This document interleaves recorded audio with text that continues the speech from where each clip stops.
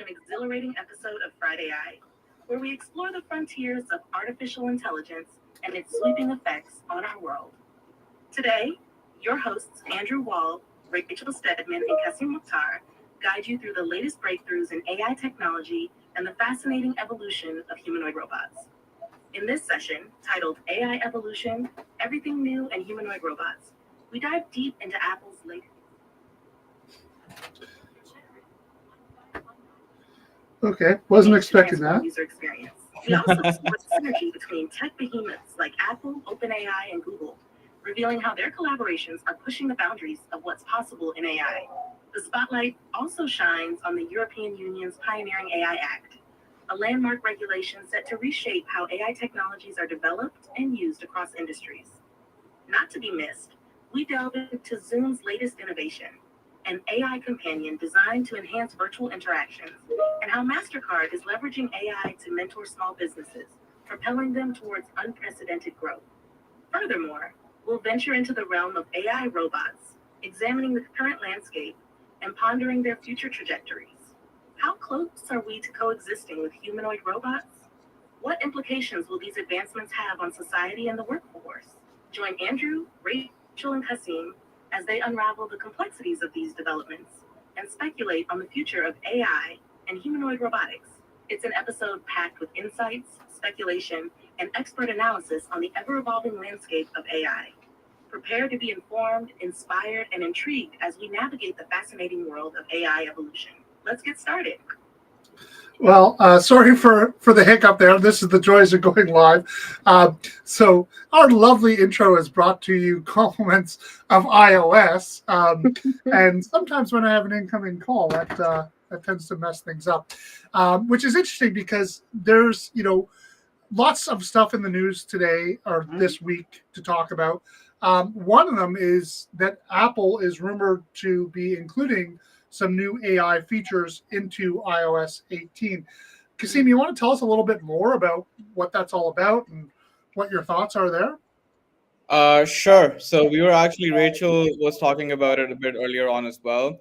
Is that we were in our last episode, we were talking about how Apple is sort of falling behind. They're not in the AI race. Yeah. And they were lo and listening behold, to our session and me yeah.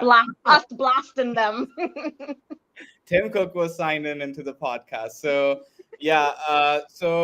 recently we have our news that Apple is rumored to include AI features in the upcoming iOS 18. So we'll have probably the software developers beta by June, the public beta by July, and the actual iOS update by around September, just as soon as they release the new iPhone during that time. Now, there's like two things. So first, we'll talk about what this actually means in terms of, Apple catching up with the big giants such as OpenAI or maybe Google in the AI race. And then we'll sort of touch base on some of the features that they possibly could include in the new iOS software version, right? So what this basically means is that I personally think, I don't know what you guys think, but I think Apple has pretty much, instead of being like, hey, we're going to perfect this in-house, we're going to wait until we test out the market and stuff like that. They know that they're falling behind, right? And they want to get started as soon as possible in order to include as much of their AI features as they can. Now, how they'll include it, we'll discuss later on in this episode. Will they include it themselves, or will they collaborate with someone? That's something which is a really interesting topic. But for now, what they possibly can include is a number of features which I think are really cool, right? So the first of which is your notes and your mail app. Mind you, the default notes and mail app of iPhone, it will have all the LLM AI features. So it can summarize your notes, it can summarize your emails, it can do translation, stuff like that, right? Now, if you're an Apple Music user, it might actually, it's all possible. 5 of you out there. I'm actually one of them, guilty as charged, right?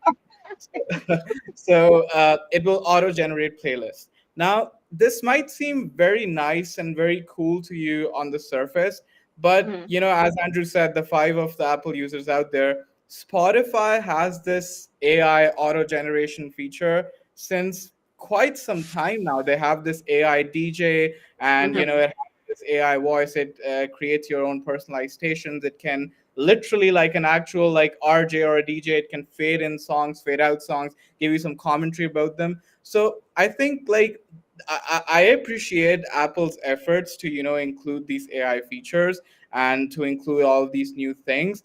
But I But it's think too little, too late. yeah, I mean, they're still sort of falling behind. I mean, better late than never. No, But it's too late. Let it go. Just let it go. It's You too late. can't you can't let it go. That's the thing, is like there's so much pressure, and that'll bring up another topic that we'll talk about later today with what's going on with Amazon, which I'll share for later in the show. But there's so much pressure for these companies to be using AI and their features and to be, on this race. It's it's so important from an investor standpoint to be leveraging it. They can't let it go. Yeah, but Right? Andrew, they're so lagging behind. Like, I mean, it's different if we're talking about a head-to-head race and who's going to beat it first. We're talking about you are like well behind the pace. So for me, it's like if you're coming out with a new technology, you need to have something that's better. You need to come up with something where you have some bit of advantage, competitive advantage that makes you uniquely different. When it just looks like you are, way years later copying, and then using it, then it just Yeah, seems I so mean, especially lackluster. with Apple's perception, is supposed to be the leader of innovation and technology. Yeah, Well, yeah. I would never discount Apple, and I think that there's always this possibility where companies who are perceived to be falling behind everyone else can come forward with a new piece of technology they've been working on that we didn't realize and just leapfrog ahead of This is everyone not else. new. That's the whole Yeah. thing. They're not, to me, they're not leapfrogging anything. They're not, coming out with something new that now Spotify is gonna be like, ooh, snap, we need to take a look at what they're doing. Like, to me, it's But like, maybe there's more to be said about what they're working on, because maybe. they're obviously putting a lot of time and energy into Apple Vision, right? Mm. And Yeah. we've seen that. And I wouldn't be surprised to find out that there is a lot more going on their AI front that's just more the Apple Vision stuff, that it's just not ready yet. Okay. And when it comes out, you're going to go, oh my God, they are not nearly as far behind as they appear to be, with the way that they're basically, because I mean, the perception right now is that they are, very, very far behind. So far, in fact, behind, they're talking about partnering with Google of all people, right? Yeah. It's like we've been a sleeping giant for so long, right? Yeah. And which is so funny too, because if you think about it, like Siri was the very first AI I ever interacted with, right? And now Siri is garbage, right? Which is, it's bad. yeah, it's Very bad. bad. Does anyone still I ask wouldn't Siri know. for information? Because the answer is always going to be like, here's a couple of articles on the internet, right? Yeah. So, but I would say just because they are very far behind right now, I wouldn't write them off from my Okay. perception. And I think where we're going to see them on the AI front is really going to be around the Apple Vision Pro and augmented reality combined with artificial intelligence. Because I actually still believe that, like, and I've been a big believer in the VR space and that stuff for a long time. We were trying to offer in Facebook workspaces to do virtual meetings with clients, which was terrible, by the way. It was not a good experience. But I really was an early believer that augmented reality and that virtual reality space is going to become more and more important. I really think, like, I mean, if we want to look to what the future is going to hold for us, I really believe we just have to go back and watch WALL-E again. Yeah. I mean, we're going to be sitting there in our VR headsets, not needing to work anymore because the robots are running around doing everything for us. And I don't think that future is nearly as far off as a lot of people are really perceiving it to be. But certainly, if there's stuff that Apple's working on behind the scenes, they need to get it front of market pretty darn soon. Yeah. Because I think this whole, potential collaboration with Google, I think it's a terrible mistake. But I mean, But here's the thing, maybe though, we Andrew. Here's a quick question. Yeah, I don't mean to cut you off, but here's the thing. Like, I mean, I think when I hear about all of this new AI features that Apple is, putting out now, still a bit behind, in terms of other technology out there. I wonder whether or not they are doing this to compete because, the Galaxy AI with their Galaxy S24 that came out and all the mobile Yeah. AI, whether that's what they're trying to compete against. And maybe had Samsung not come out with this, would Apple really have come out with this? I guess I'm just kind of concerned, like, what's No. motivating them all of If a it sudden? weren't for the European Union, would they have added USB-C? No. Right? I think the Apple model is like each year, let's take away a feature and charge you $100 more. It's sort of the Apple iPhone model.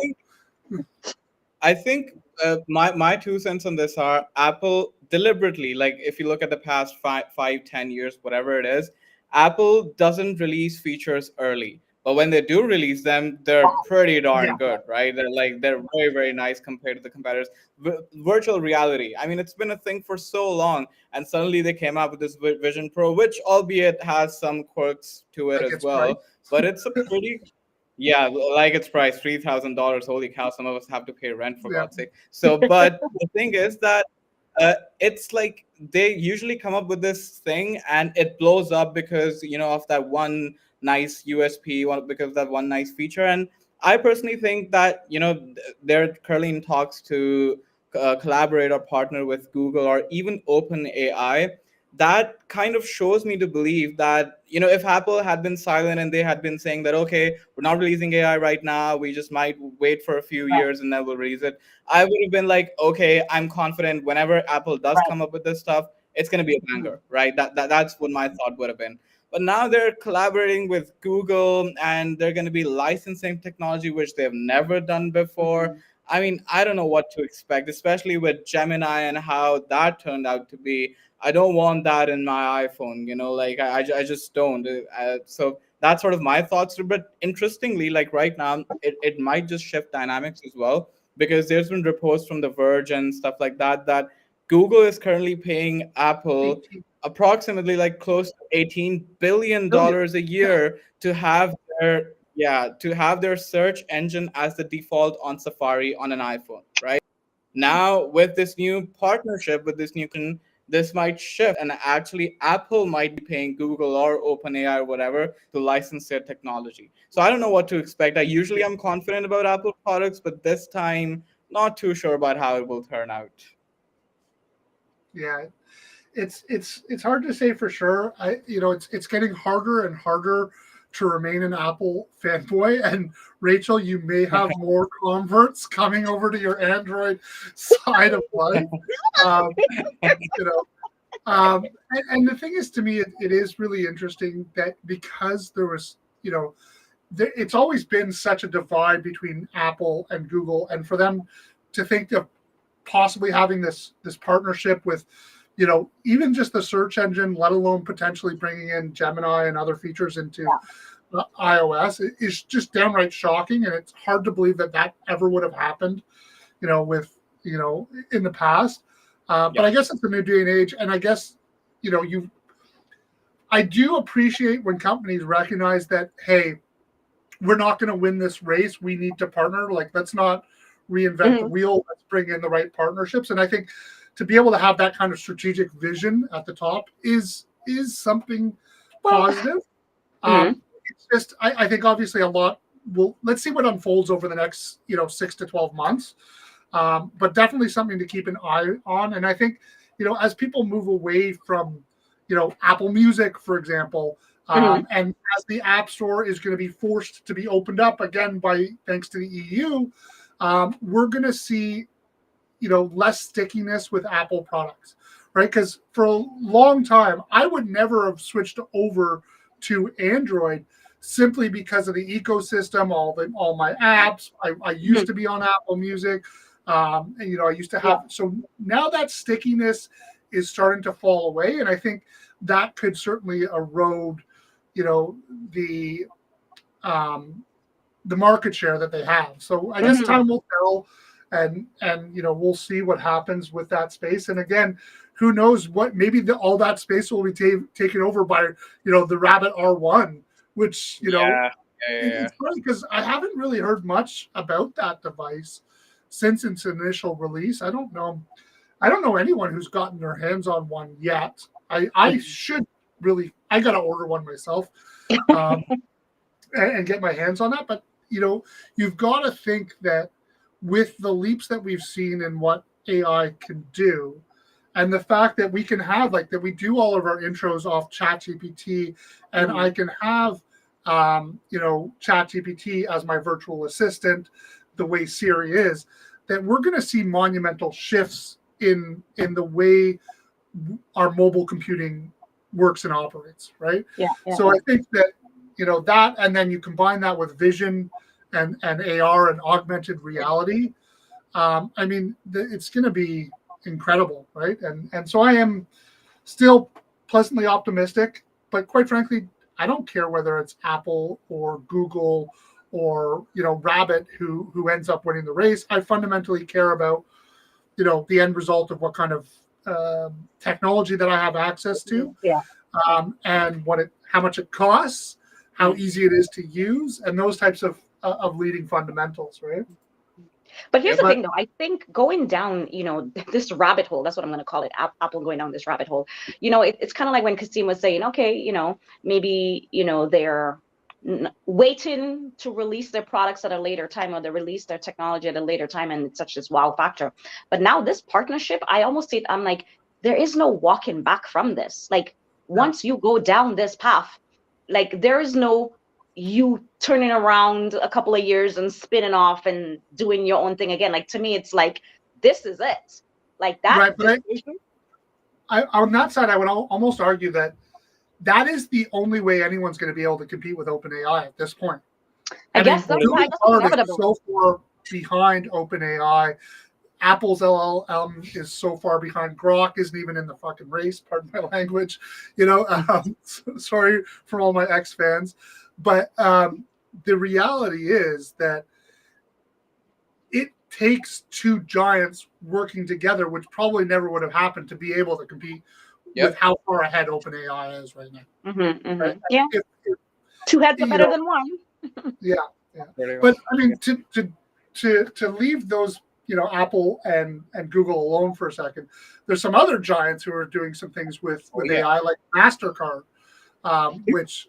Yeah, they're releasing some new AI stuff. So it's a new generative AI model that hopes to deliver sort of customized assistance for specifically small business owners, which I'm biased, but I love the sounds of that.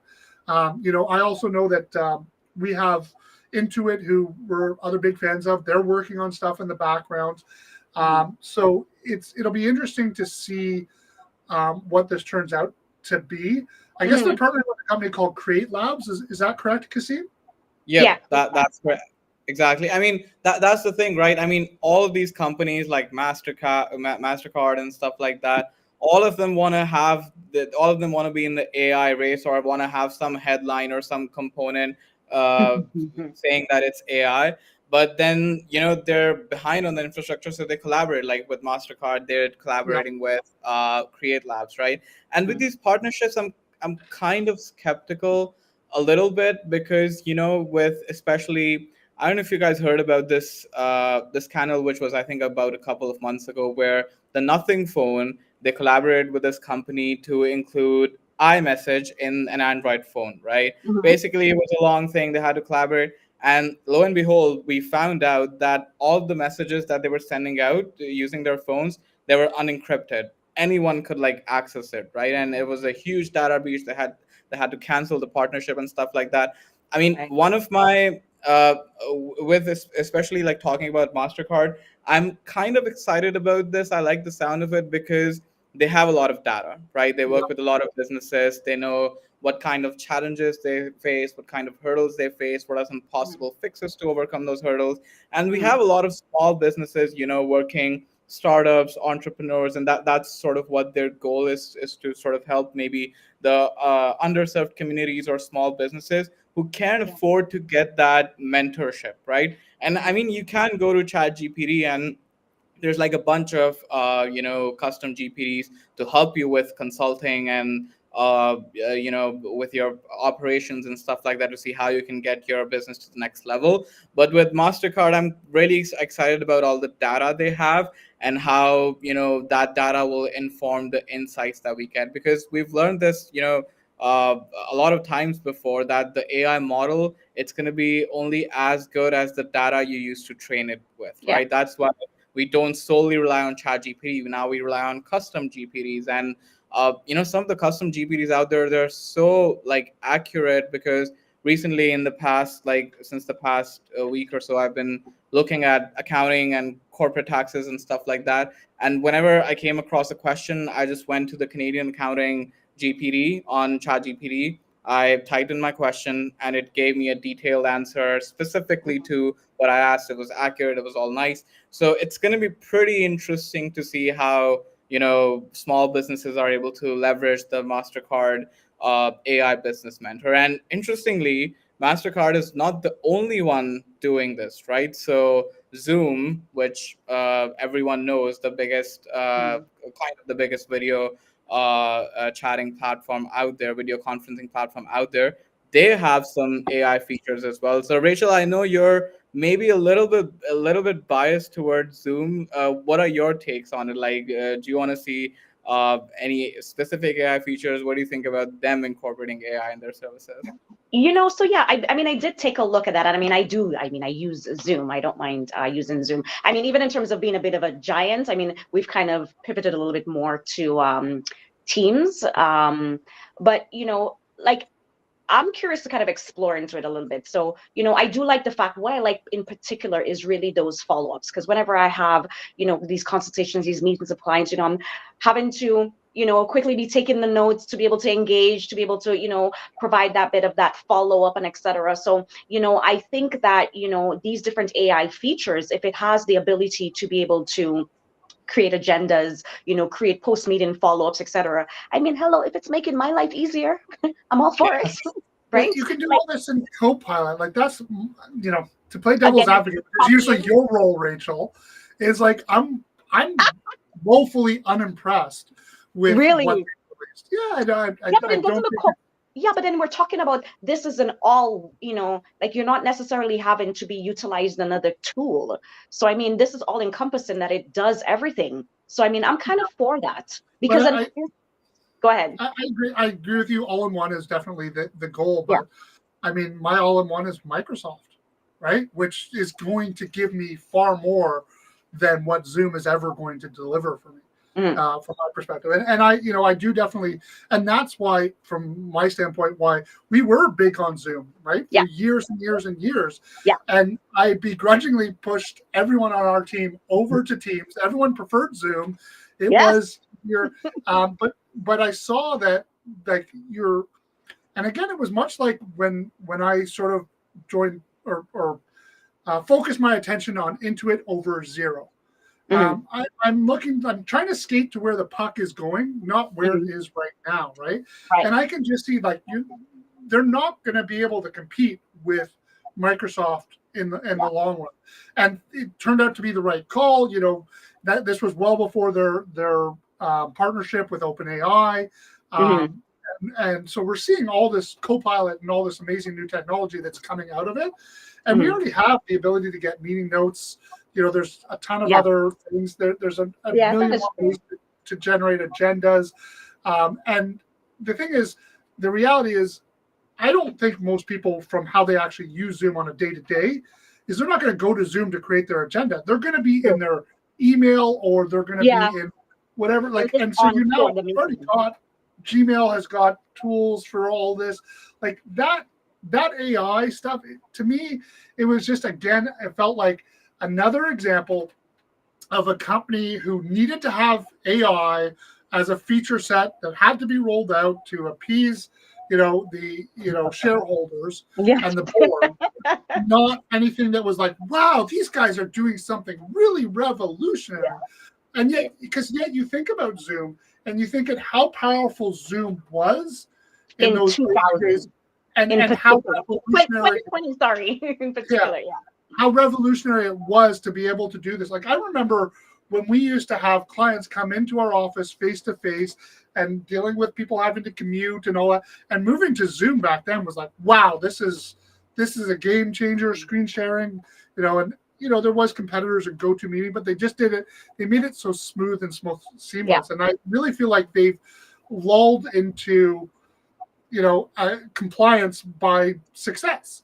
And nothing I've seen their teleconferencing services, nothing I've seen out of Zoom has really excited me. And I'm far more excited by what I see coming out of Microsoft with Copilot, with Power Automate, with so many other pieces of technology. And I would argue that most firms who are even Microsoft shops are vastly underutilizing what the capability of what they have with Microsoft over Zoom or any other meeting software functionality. I think of Zoom as like the old time. Like I always compare things with like, Blockbuster and Netflix, right? The giant crumble, something else came about. So I kind of see Zoom like that. And I am that, I was still diehard Blockbuster till the end, right? Yeah. But like I will admit, right? I still do use Zoom, right? So here's the thing. I mean, Zoom, yes, we've been using Zoom for, many years.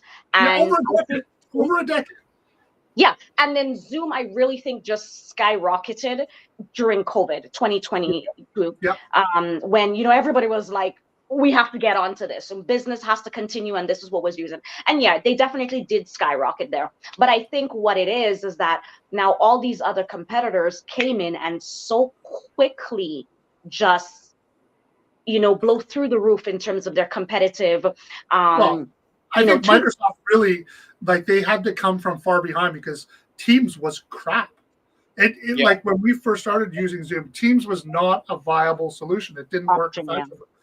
But I would argue it's just as good, equally as good. No, it is. I don't know if I'd go so far as to say it's better, but it's the integration with everything else that makes it better, right? And it's also built into built into your pricing. It's there whether you're using it or not. No, it is good. Yeah, so I'm definitely of the mindset of use more of what you're already paying for rather than to buy these peripherals. I think there's definitely the appification of the world where it's always a new sexy app, definitely, especially when it comes to AI. And there's this allure to like, let's get the next app or let's add on another app. When in reality, there's a lot of what you need built into what you're already paying for. For sure. And I apologize for, again, hogging the mic as I often do. But I do want to circle back to Mastercard for a minute because I think there's more interesting stuff to be talked about here because you were talking, Kasim, about the power of the data that they have, which we know. You mean my data? My data, my information. Right, that power. Go ahead. Which has been sold to third parties anyways. Or breached in a hack. Oh, wow. So your data is publicly available, whether you realize it or not. It's all over. It's everywhere. Which, free for all. Interestingly enough, let me take a sidebar here. Bright shiny object. Again, there was an interesting thing that a lot of people didn't realize is that OnStar. The cars. Yeah. They were selling their data to data brokers, and the insurance companies were buying it and using your OnStar data. And this woman, her prices, because she was driving a Chevy Camaro and I guess speeding around the city, and her pricing went up by 80% when she went to renew. And it was because OnStar was selling her data without her knowledge. And I guess it was buried in the fine print. But yeah, I hope everyone realizes at this point, like if you got data, it's probably out there in some way, shape, or form, whether it's being sold or the violation.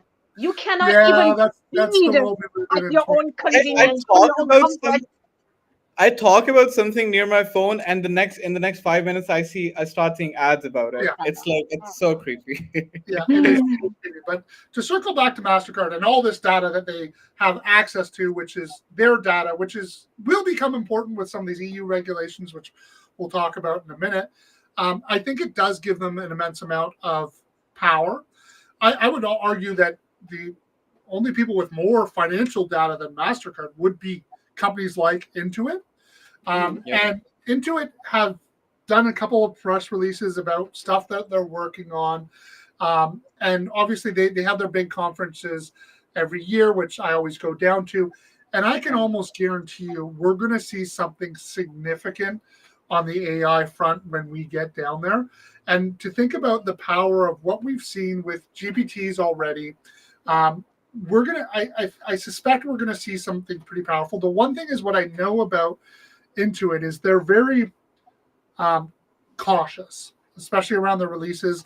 And what we also know is there was those cases with the car company and the airlines where courts basically came down and said, hey, if you're using AI and sending out information publicly, that's as good as a person from your company saying that, right? Like, so people could be liable for this information. So I think that for Mastercard to be releasing something in LLM, they've got some of the most expensive lawyers in the world. This must be a pretty good. It's either one of two things. It's a really good system that they have vetted and tested and are confident on, or it's so narrow and so specific that it'll be useless. See, here's the thing, right? I mean, in terms of being cautious, tying it back together to to Google. I mean, Google had been working on AI way before OpenAI. I mean, they had, if you look at Google I/O conferences, they had these LLMs, and then they had, keep going back to what they did with the demo where the assistant made the appointment, and then a lot of their AI. And also, they have been working on AI behind the scenes for quite some time now. But their whole ethos, I guess, is to be very cautious, to be ethical, to be, very cognizant that this could be a dangerous thing. That's why they really, really, really sort of stifled the release of everything AI that they were working on, right? All the AI products, right? They still had some in some of their phones and their services, but they're really cautious about it. But that cautiousness actually kind of backfired, where OpenAI just came in, and now with Sam Altman, I think we even got like GPT-5 hasn't been released. I was reading something somewhere where now he doesn't even have that oversight of the board, which was preventing him to innovate before. Now he's just like, screw it, I'm gonna go with it. I'm gonna innovate as much as I can, and it bit Google in the butt. So, and then they released with Gemini, and then it was crap in the beginning. Then it got a little better. It became crap again. So the whole point is that with Mastercard, I think that yes, cautiousness is good, and you have to be very cautious about it. But unfortunately, the state of AI now, as it is that this technology is changing by the minute, right? We have new products, we have innovations every single minute. And if you're a little bit cautious about rolling out your own AI product or services, there's a chance that somebody's going to beat you to the punch, and then they're going to become the next billion-dollar company or whatever it is, right? So, I mean, it's kind of a fine line between being ethical and cautious and then generating profits and being out there with your product. Yeah. Now, I apologize. I've been so caught up in our conversation. I've been ignoring the chat. I just went in and I'm like, oh, shoot, there's a whole bunch of questions. So I just pulled one from the group that's related to what we're talking about.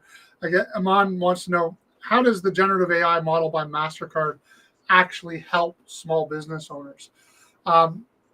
Kasim, do you have any insights on I'm assuming that what their goal will be, it will be budget-based, financial-based. It's got to be, right? Yeah. I mean, I would probably paraphrase Iman's question a little bit. And I think the question could be more interesting if we ask that, what is it that MasterCard is offering, which a GPT in ChatGPT is not already offering before, right?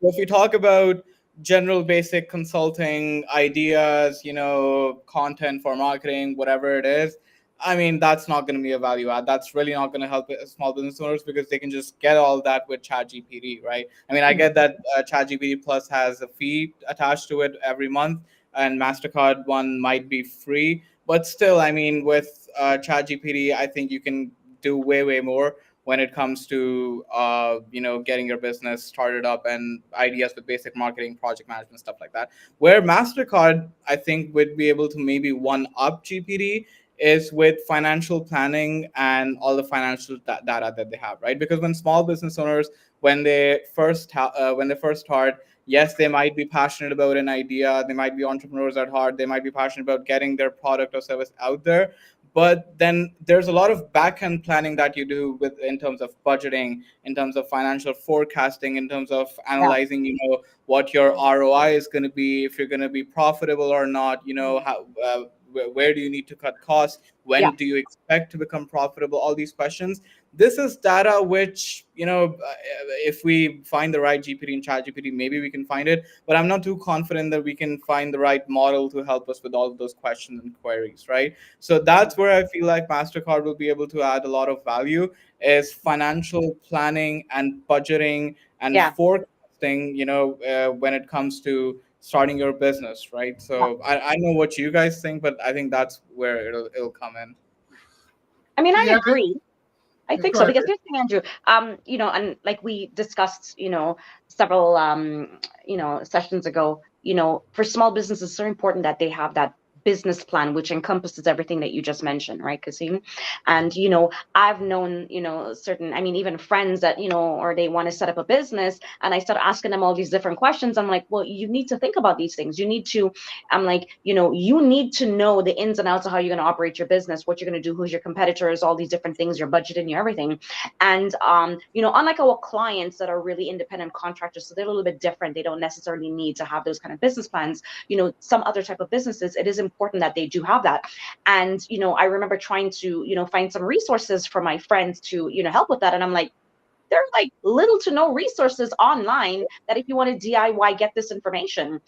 So if that is the angle that Mastercard is going to take, I think that there are big benefits for that, because it is very hard for someone wanting to start up and doing these things. And I mean, even just to say, hey, use OpenAI, I don't think it's that simple, right? Yeah, So hopefully, if they're putting everything together, then I can see the benefits of them violating me and my privacy and using my data for the benefits of others.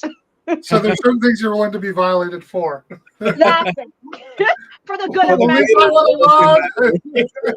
Rachel's happy to be violated. That's all I know. Mankind. For the right person.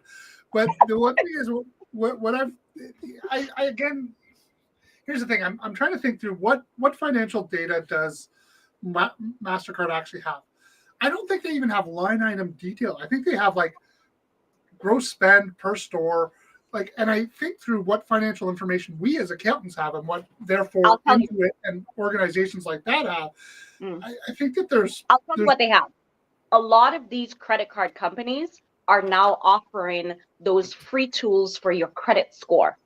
So everybody, where they're giving away, they're partnering with Credit Karma or these other companies where you can confirm, and Credit they're having Karma, an Intuit company, by the way. Yeah, but yeah, so they're having an Intuit company for budgeting. Like, I don't think when it comes to financial data, it's going to be pretty hard. Don't talk about Mint. They've canceled Mint, right? And I'm very upset. Oh, I didn't even realize they canceled. Yeah, they canceled it March 23rd. Okay, I've been using Mint for like over 10 years. Let's not even go there. But anyway, so they have access to your credit score. So they have access to know, based on what your credit, how much credit that individuals are getting, where they're getting different credits. So I think they are able to tap into, because at first, when you think about it, you'd be like, okay, well, sure, what is Mint, I'm talking about Mint. What is Mastercard providing that, Visa, if you have other credit sources, how are they going to have access to information? But if they have access to your credit score and all of your financial information, so all your financial institutions, all your credits, all these different things like that, I think they're maybe utilizing that information in particular to be able to say, as a small business, what credit score do you need to have to be able to get X amount of lending from a financial institution or different things, So I think that's the most crucial information that they have access to be able to help them, in general.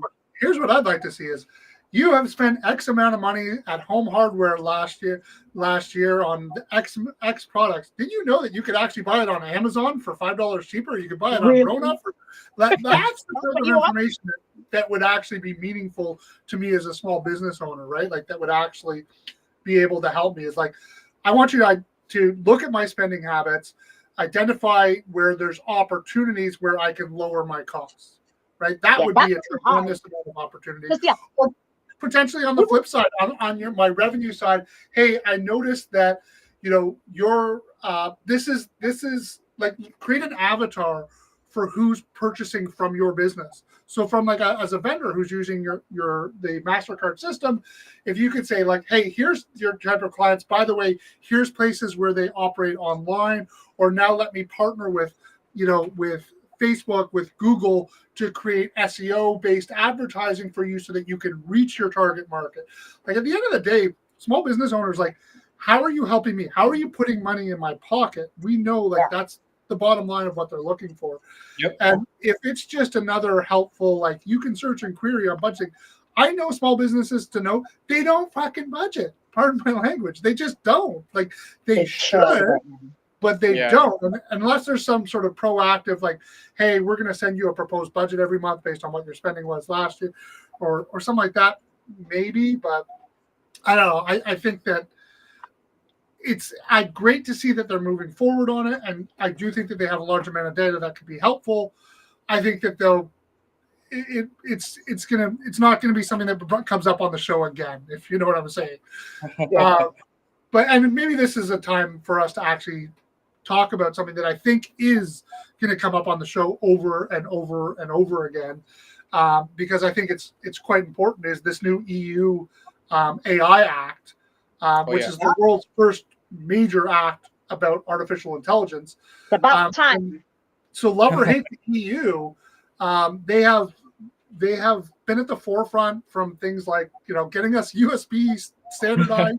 And now, by the way, if you're not familiar, not only will USB be standardized across devices, there's a new rule coming in place. So for anyone who does any sort of handiwork, all your DeWalt and Milwaukee tools that don't operate together, the rules coming into place that they have to all work together, which is nice. But I guess we're not here to talk about tools.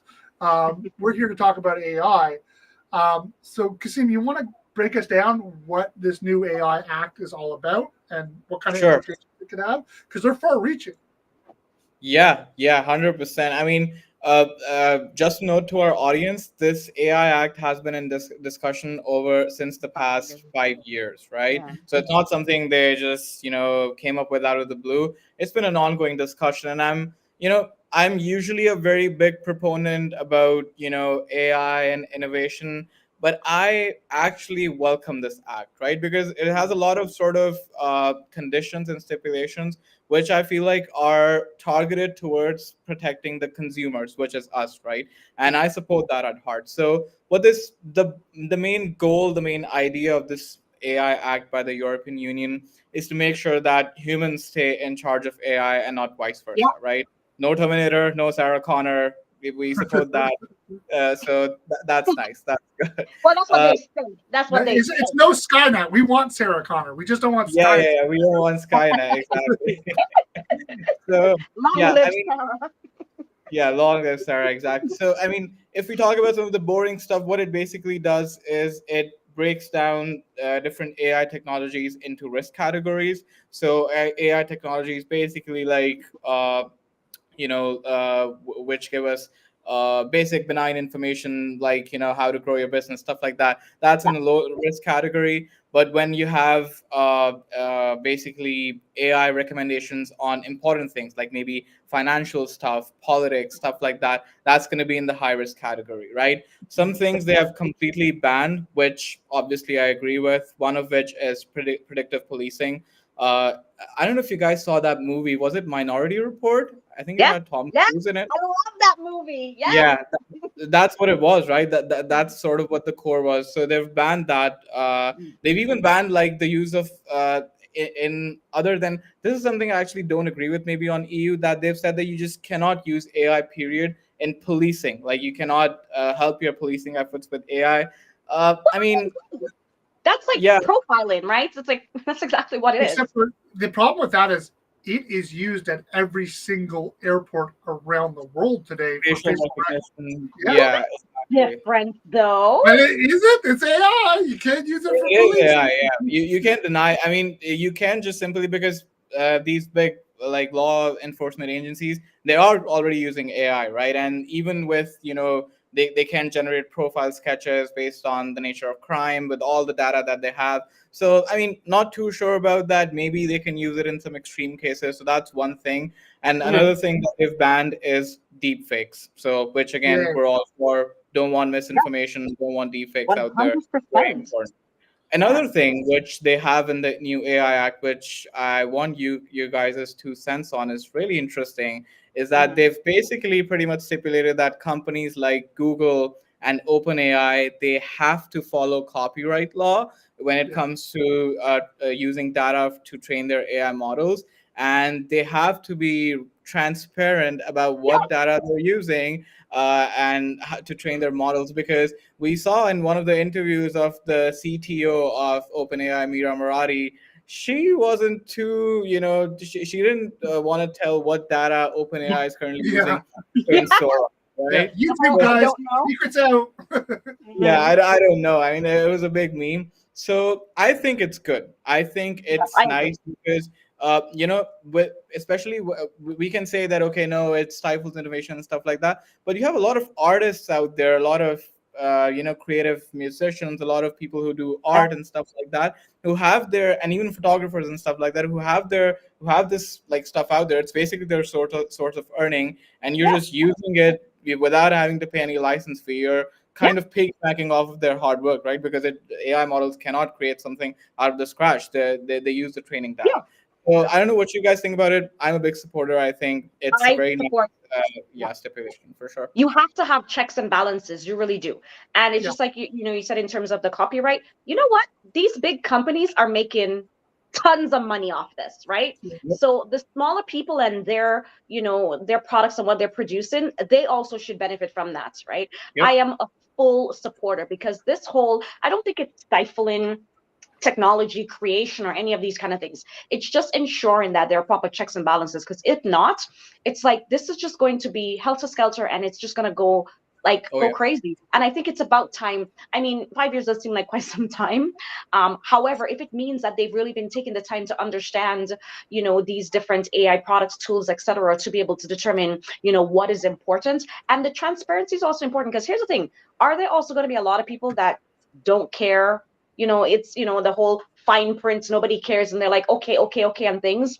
But then there are also some of the people that are going to take the time to want to know what is out there, right? What am Yep. I saying okay to? So I am a big supporter, right, of all of it. Love it. I want it to be all over the place. Everybody needs to now adopt this new AI act. My opinion. Yeah. I think it's a good thing for sure. Oversight is necessary because this is such a wide-reaching impact. Of course, the one thing I always worry about is legislation and bureaucracy. It lags the industry so far, right? Yep. So is all this governance based on information from 5 years ago? Is it relevant? Is it timely?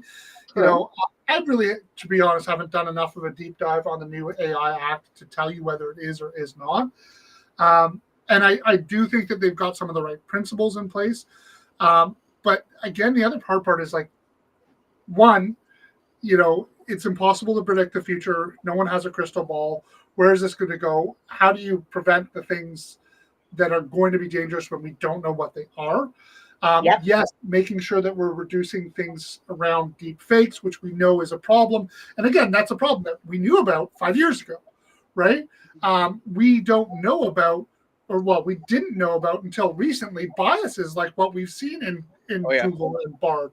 I don't hear anything about making sure that those biases aren't introduced into the AI. I get very concerned when they say that this can't be used in policing and how that's going to be worried, because and I've told this story several times. I remember being on a flight on the way back from San Francisco or San Jose, California, for the big Intuit conference, and sitting with one of the big guys from Symantec, who's a security company, and him telling me back then, and this is 5 years ago, about how they relied on AI to combat threat actors because there was no way humans could compete anymore. And so if we have bad actors out there using AI, which they are, and we're preventing our police from being able to use AI to combat people who are using AI, are we not hindering their ability to protect us? Right? We're basically saying, I want you to go against these guys with guns, and here's a baton. Right? Yeah. Like that's concerning to me from that perspective. So hopefully we'll see some, and maybe it's the language, maybe it's, it'd be interesting to get an understanding of that better, which I don't have right now. I do think that making sure we follow copyright law is important. Again, and I've said this before from my perspective on copyright is, I do think that we need to find a way to enable the AI to have access to all this copyrighted information while still, making sure that they're compensated for the information that they access to. Some sort of licensing rights rather than a lack of access to copyrighted information, because we know how important the information is going to be to the AI. So we need to find ways to make sure that they're getting access to it in a way that compensates fairly the people whose intellectual property is being used to generate new works of art. And how do you solve for that? I don't have the answers. And this is the one thing I worry about, is that this is such a difficult problem to solve. I fear that the people who are in charge of solving it will not do an adequate job. So I think there will be problems with it, but I'd rather have a system with problems than no system at all. Yep. Totally agree with that for sure. Yes. I mean, and to move on from the EU, which is important, but to bring up another important topic that I wanted to talk about last week, but we didn't get the chance to talk about. Yes. And this is, is these humanoid robots, right? Figure One, is it called? That OpenAI released out. This is 2 weeks old. This is stale at this point on social media platforms. But Figure One, which is the AI physical robot, they had some demos. There's lots of video online. Pretty impressive demos. Oh yeah. Again, I'm skeptical of any demos I see online. Exactly. And sorry, thanks to Gemini, I should say, not to Bard. I don't trust until I see things in the real world, which obviously it's going to be a long time before I ever get a Figure One in my hands. But it does look pretty impressive in its capabilities. It definitely looks very Terminator-esque.